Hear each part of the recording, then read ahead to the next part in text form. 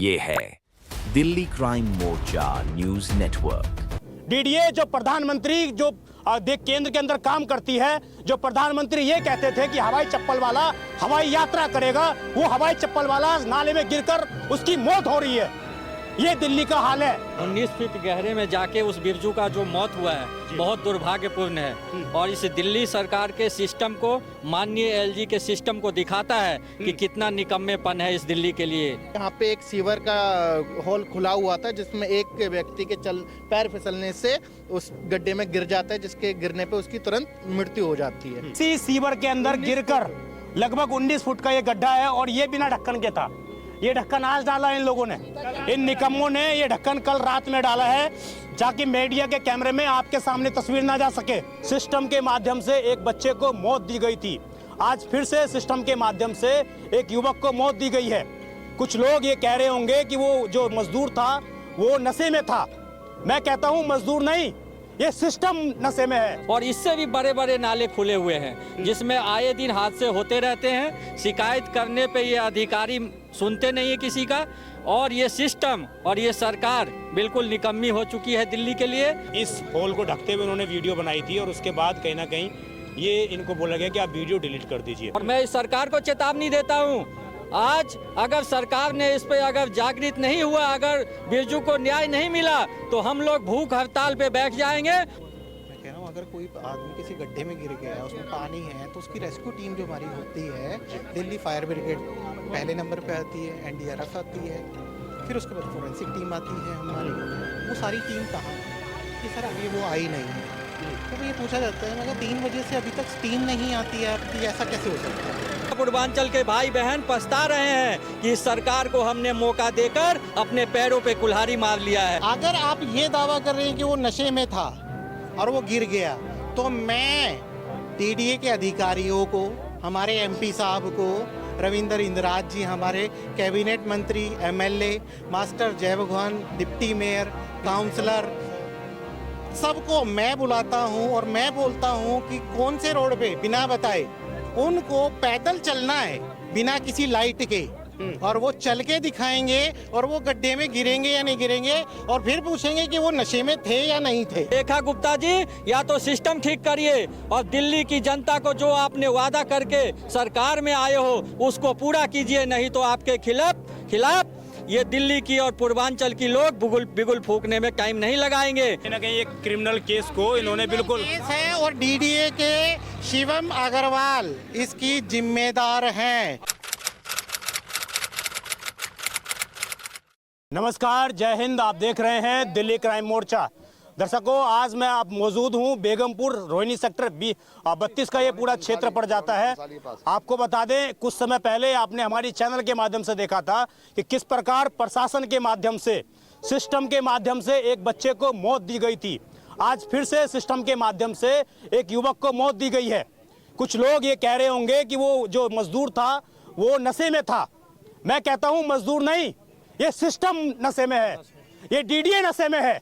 DDA जो प्रधानमंत्री जो केंद्र के अंदर काम करती है, जो प्रधानमंत्री ये कहते थे कि हवाई चप्पल वाला हवाई यात्रा करेगा, वो हवाई चप्पल वाला नाले में गिरकर उसकी मौत हो रही है। ये दिल्ली का हाल है। जो राज्यपाल इलेक्शन से पहले दिल्ली में कोने कोने घूमते थे, आज डीडीए के चेयरपर्सन होने के नाते बीके सक्सेना जी यहाँ पर नहीं आए। क्यों नहीं आए? क्यों उनकी मौजूदगी नहीं है यहाँ पर? क्या ये जो गड्ढा आप दिखाइए, इधर जरा तस्वीर दिखाइए जरा, ये तस्वीर आप देख लीजिए। इसी सीवर के अंदर गिरकर लगभग 19 फुट का ये गड्ढा है और ये बिना ढक्कन के था। ये ढक्कन आज डाला इन लोगों ने, इन निकम्मों ने ये ढक्कन कल रात में डाला है ताकि मीडिया के कैमरे में आपके सामने तस्वीर ना जा सके। सबूत को मैं कुछ लोगों से बात तो जरूर करूंगा, लेकिन जैसा कुछ समय पहले सौरभ भारद्वाज ने आकर वहां पर कहा था, जनकपुरी में आकर की डेंटिंग पेंटिंग का काम किया गया, तो यहाँ पर भी डेंटिंग पेंटिंग का कल काम किया गया। सारे सबूत यहाँ से कल मिटा दिए गए। ये ठहरा दिया जाएगा कि वो मजदूर जो है वो नशे में था, इसलिए वो गिर गया। वहां पर ठहरा दिया गया कि एक ऐसे मजदूर को जिसने किसी को बताया नहीं, वो चला गया, उसको वहां से गिरफ्तार कर लिया, उठा लिया उसके घर से।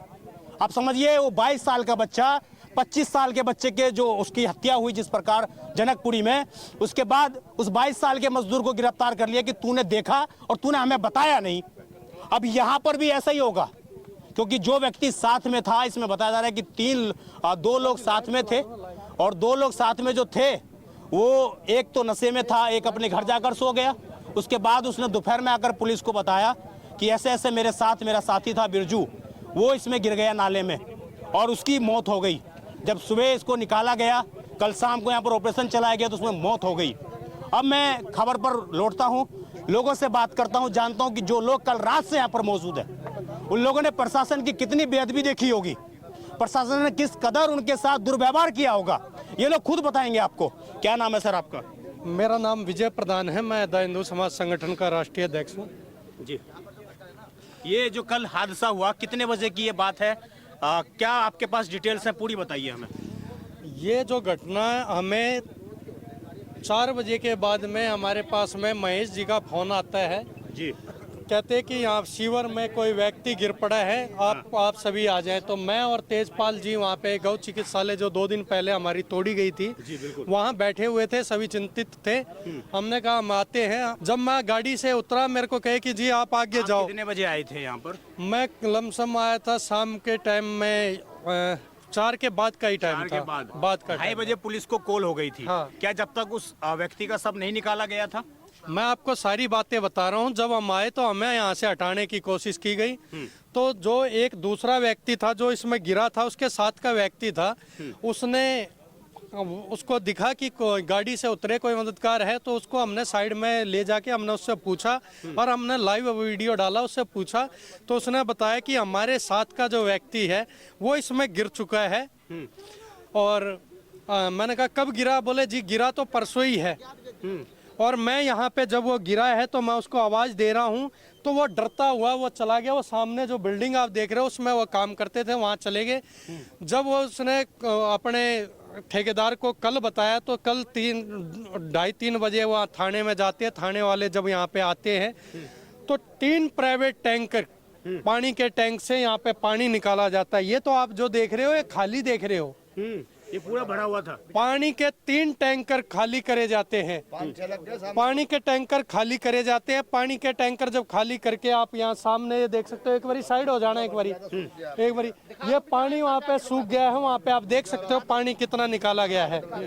और जब हम उससे पूछते हैं कि ये घटनाएं जो परसों की ये घटनाएं थी आज का, तो वो बोले मैं डरता हुआ आज मैंने बताया है। तो उससे जब हम अधिकारियों से हमने देखा कि यहाँ पे निकालने के लिए, तो यहाँ पे पानी इतना ज़्यादा था कि वो पानी खाली करके, और जो व्यक्ति निकला है वो 8:30-9 बजे। और तेजपाल यादव जी जो हमारे साथ में जो आए थे, तो ये शिविर का जो ढक्कन देख रहे हो, उन्होंने वीडियो बना लिया, क्योंकि वो वीडियो को ढकने का काम कर रहे थे कि इसको ढक देंगे तो यहाँ पे सबूत मिट जाएगा। जैसे ही उनको पता लगा कि यहाँ पे शिविर के ढक्कन खुले हुए, वो ढकने की कोशिश कर रहे थे। तो ये जो डीडीए के अधिकारी है, भ्रष्ट है, उगाई करते हैं पैसों का, उनको सिर्फ मतलब पैसों से है। डीडीए के अधिकारी है। ये और कौन सा रोड है, क्या नाम है इसका? ये रोड है, ये सेक्टर 32, ये जो घटना घटी है सेक्टर 32 में, और सामने काली माता मंदिर, बेगमपुर काली माता मंदिर रोड कहते हैं। ये पीछे ये पंसाली है, यहाँ पे ये घटना ये घटी है। मैं आया दौड़ के उसको हल्ला किया, पानी में आवाज गया नहीं, पानी में आवाज नहीं गया, तब मैं क्या करूँ? तो मेरा उस टाइम मेरा भी नशे में थे, पता नहीं चला। कितनी देर पहले की बात थी जब वो उसमें गिर पड़ा है? वो हो गया आपको ये डीडीए के अंडर में आता है। डीडीए के अंडर में है तो वही हम देखे। यानी कि इतनी लापरवाही है, यानी 4 बजे से गिरा हुआ इंसान, यानी कि क्या क्या है इंसान का नशे में। देखिए मैं आपको जरा स्थिति दिखाऊं, आप देखेंगे जो ये सीवर की घटना घटित हुई है, आप देखिए यहाँ पर बगल में सीवर दिख रहा है आपको, और इसके ठीक बगल में आपको ये दिखाई देगा एक और नाला। ये देख लीजिए आप, अगर इसमें भी पानी भरा हो और कोई इसके अंदर चला जाए तो वो भी बच नहीं सकता है। और इस पूरे इलाके में मैं आपको स्क्रीन पर एक वीडियो दिखा रहा हूँ, आप स्क्रीन पर वो वीडियो देख रहे होंगे, ये हमने अपने कैमरे से रिकॉर्ड की हैं। अब जाके जब ये पूरा हादसा हो गया, तब जाकर इस पूरे इलाके में जितने भी इस तरीके से मेन होल खुले हुए हैं उनको ढकने का काम हो रहा है। वो तस्वीर आप स्क्रीन पर देख रहे हैं, और जैसे ही उनको दिखता है, उन अधिकारियों को, जो कर्मचारी, उनको ही दिखता है कि मीडिया हमारी वीडियो रिकॉर्ड कर रहा है, तो वो लोग सीवर का होल खुला छोड़कर वहाँ से फरार हो जाते हैं, वहाँ से भाग जाते हैं। ये चोरी भी कर रहे हैं, ऊपर से फरार भी हो रहे हैं ये लोग। आप समझिए, इस पूरे हादसे में एक व्यक्ति की मौत हो गई और मौत के बाद सिस्टम जाग रहा है। लोग हमारे खबरों के नीचे कमेंट करके बता रहे हैं कि अगला नंबर किराड़ी में है, अगला नंबर बुराड़ी में है। लोग कमेंट कर बोल रहे हैं कि अगला नंबर कोई किराड़ी में मरेगा तब जाकर सिस्टम जागेगा, कोई बुराड़ी में मरेगा तब सिस्टम जागेगा। तो ये स्थिति आउटर दिल्ली की बुरी स्थिति हुई पड़ी है। और यहाँ के जो सांसद हैं योगेंद्र चंदोलिया जी, अब तक नजर नहीं आए, अब तक दिखाई नहीं दिए। कल मैं उनका एक पोस्ट पढ़ रहा था, उसमें दिख रहे थे केजरीवाल जी ने ये किया, केजरीवाल जी ने वो किया। तुम क्या कर रहे हो? तुम तो बताओ, ये सीवर ढकने का काम केजरीवाल का था क्या, या किसी अधिकारी का? तो तुम्हारे अंदर काम कर रहे हैं, जो तुम्हें रिपोर्ट करते उनका काम था ये। लेकिन आज कोई नजर नहीं आ रहा है यहाँ पर, आज कोई दिखाई नहीं दे रहा है। कुछ लोग और मौजूद हैं। क्या नाम है आपका? मेरा नाम श्रवण कुमार झा है। आप मैं भी यहीं- कल थे क्या यहाँ पर? जी कल तो नहीं था, मैं अभी अभी आया हूँ 2 घंटे पहले। हाँ। और आप देख सकते हैं कि ये छोटा नाला नहीं है, इसको आप मानो 19 फीट गहरे में जाके उस बिरजू का जो मौत हुआ है बहुत दुर्भाग्यपूर्ण है। और इस दिल्ली सरकार के सिस्टम को, माननीय एलजी के सिस्टम को दिखाता है कि कितना निकम्मेपन है इस दिल्ली के लिए। दूसरी बात कि ये नाले आज से नहीं खुले हैं, ये कम से कम हो गया, मेरे को लग रहा है कि ये 5-6 साल हो गया ऐसे नाले बने हुए गीगे का। और इससे भी बड़े बड़े नाले खुले हुए हैं जिसमें आए दिन हादसे होते रहते हैं। शिकायत करने पे ये अधिकारी सुनते नहीं है किसी का। और ये सिस्टम और ये सरकार बिल्कुल निकम्मी हो चुकी है दिल्ली के लिए। और यही सरकार तो अपना नया एक वर्ष मना रही है, सेलिब्रेट कर रही है सरकार तो। ये देखिए ना, महिमा मंडप हो रहा है, झूठ का सरदार का ये कब्जा हो चुका है पूरे दिल्ली के ऊपर। महिमा मंडप कराया जा रहा है झूठों के सरदारों का। और मैं ये बताना चाहूँगा कि इसी तरह से अगर दिल्ली में असंवेदनशील अगर सरकार रही तो पता नहीं कितने सिस्टम, कितने बिरजू का इसमें मौत हो जाएगा और वो दब के रह जाएगा। मैं मीडिया को भी बताना चाहूँगा कि आप लोगों को मैं धन्यवाद करता हूँ जो इस दबे कुचले व्यक्ति और पूर्वांचल के भाइयों का आपने आवाज़ उठाया है। और मैं इस सरकार को चेतावनी देता हूँ, आज अगर सरकार ने इस पे अगर जागृत नहीं हुआ, अगर बिरजू को न्याय नहीं मिला तो हम लोग भूख हड़ताल पे बैठ जाएंगे और इस सरकार के खिलाफ बिगुल फूकेंगे यहाँ बैठकर। तो इस पूर्वांचली की मौत के बाद पूर्वांचल जागेगा या फिर पूर्वांचल चलता रहेगा साथ साथ में? चलो जी मोदी जी के साथ। देखिए जी, एक बार इनको इस निकम्मे को, इस दिल्ली सरकार के निकम्मेपन को मौका दिया था और आज ये दिल्ली की जनता, पूर्वांचल के भाई बहन पछता रहे हैं कि इस सरकार को हमने मौका देकर अपने पैरों पे कुल्हाड़ी मार लिया है। तो मैं रेखा गुप्ता जी को चेतावनी देता हूं आपके माध्यम से कि रेखा गुप्ता जी, या तो सिस्टम ठीक करिए और दिल्ली की जनता को जो आपने वादा करके सरकार में आए हो उसको पूरा कीजिए, नहीं तो आपके खिलाफ ये दिल्ली की और पूर्वांचल की लोग बिगुल फूकने में टाइम नहीं लगाएंगे। जिस तरह से आपको सर पे बैठाया है उसी तरह से इस सरकार को उखाड़ फेंकने का पूर्वांचल के लोग काम करेंगे। देखिए, कल रात में कई लोग जो थे, आई विटनेस थे, वो हमारे साथ 2 लोग और मौजूद हैं। इनसे भी जुड़ते हैं, जानते हैं कि क्या पूरी स्थिति थी। क्या नाम था आपका? मेरा धीरज नाम है। जो मरने वाला व्यक्ति वो बिरजू है, समस्तीपुर बिहार का बताया जा रहा है। हाँ। ये कितने बजे की बात है जब आप यहाँ पर आए थे? क्या स्थिति देखी थी आपने? हम मंगलवार को शाम को 4 बजे यहाँ पे पहुँचते हैं। महेश भाई हमें फ़ोन करता है कि धीरज भाई सेक्टर 32 में कोई सर्च ऑपरेशन चल रहा है, कहीं कुछ हादसा तो नहीं हुआ है, आप अपनी पूरी टीम को लेके पहुँचो। तो हम यहाँ पे विजय भाई द हिंदू समाज संगठन की पूरी टीम पहुँचती है, जिसमें तेजपाल भाई भी होते हैं, मैं भी होता हूँ, महेश भी होते हैं, सुनील गर्ग भी होते हैं। हमारी पूरी 20-25 बंदों की टीम पहुँचती है और देखती है कि यहाँ पे एक सीवर का होल खुला हुआ था जिसमें एक व्यक्ति के पैर फिसलने से उस गड्ढे में गिर जाता है, जिसके गिरने पे उसकी तुरंत मृत्यु हो जाती है। उसे निकालने के लिए सर्च ऑपरेशन चला रहता है। जानकारी ये मिल रही है कि कल परसों ही जो है वो लड़का जो है गिर गया था इसके अंदर, और कल उसको बताया गया पुलिस को 2:30 के आसपास कॉल की गई है, PCR कॉल। कितने बजे तक पुलिस टीम आ गई? जब आप आए थे तो पुलिस टीम थी क्या यहाँ पर? हाँ, पुलिस टीम थी पर उतनी नहीं थी। 2-4 अपने कांस्टेबल भाई थे और प्राइवेट टैंकर लगे हुए थे यहाँ पे पानी निकालने के लिए। प्राइवेट टैंकर सारे के सारे लगे हुए थे। जी। हमारे साथ एक वकील भी हैं और इन्होंने कल एक वीडियो बनाई थी सीवर की, सी होल की, जो आपने होल देखा होगा, आप देखिए। और इस होल को ढकते हुए उन्होंने वीडियो बनाई थी और उसके बाद कहीं ना कहीं ये इनको बोला गया कि आप वीडियो डिलीट कर दीजिए। क्या नाम है सर आपका? एडवोकेट तेजपाल यादव मेरा नाम है। तेजपाल जी, कल कितने बजे की ये बात है जब आपने ये पूरी स्थिति देखी थी और आए थे यहाँ पर? तो आपने किस चीज़ की वीडियो बनाई थी? मैं यहाँ पे कॉल तो पहले हमारे पास आ गई थी, लेकिन हम जब आए थे 6:30 बज गए थे। 6 बजे हम जब आए, 6:30 बजे हम यहाँ पे पहुँचा था मैं, तो मैं देख रहा था कि यहाँ पे बहुत सारे टैंकर्स खड़े हैं और कुछ पुलिस वाले थे। कोई बड़े रैंक का कोई अधिकारी यहाँ पे नहीं था। और जब सारी चीज़ें मुझे पता चलती है कि इसमें कोई आदमी गिर गया है, उसका रेस्क्यू चल रहा है हमारा, तो मैं उनसे पूछता हूँ कि आपके पास 3 बजे की कॉल थी और अभी तक हमारी टीम कहाँ है? वो कहते कौन सी टीम? मैं कह रहा हूँ अगर कोई आदमी किसी गड्ढे में गिर गया, उसमें पानी है, तो उसकी रेस्क्यू टीम जो हमारी होती है, दिल्ली फायर ब्रिगेड पहले नंबर पे आती है, एनडीआरएफ आती है, फिर उसके बाद फोरेंसिक टीम आती है हमारी, वो सारी टीम कहाँ है? कि सर अभी वो आई नहीं है।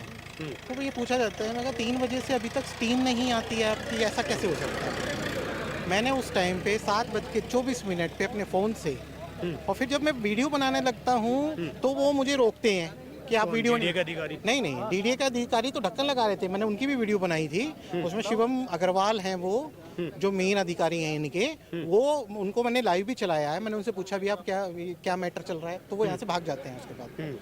और जब ये मेरे पुलिस वाले मुझे एडवोकेट होने के बाद, बाकायदा मैं अपनी ड्रेस में था शाम के टाइम, वो मुझे धमकी दे रहे हैं कि आप यहाँ वीडियो नहीं बना सकते, आप यहाँ खड़े नहीं हो सकते।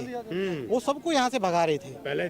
तो थोड़ा सा डाउट हुआ, तो जब मैंने कॉल किया उसके 15-20 मिनट के बाद सारा डिपार्टमेंट, पूरा प्रशासन यहाँ पे आता है, फायर ब्रिगेड आती है, फोरेंसिक टीम आती है, एनडीआरएफ की टीम आती है, और हमारे एसीपी आते हैं, डीसीपी आते कॉल हैं। मिली थी पुलिस को, लेकिन 7 बजे के बाद टीमें मैं आई वही हैं। चीज बताना चाह रहा हूँ। जब मैं उनसे पूछता हूँ कि आपको 3 बजे की कॉल की हुई और अब 8 बजे आप आए हैं, ऐसा कैसे? तो मुझे अपना रिकॉर्ड दिखाते हुए बताती हैं दिल्ली फायर ब्रिगेड कि सर आपकी कॉल 7:24 पे रजिस्टर्ड हुई है हमारे पास, और उसके बाद हमारे पास फॉरवर्ड हुई है, उससे पहले हमें कोई इंटीमेशन दिया ही नहीं गया है।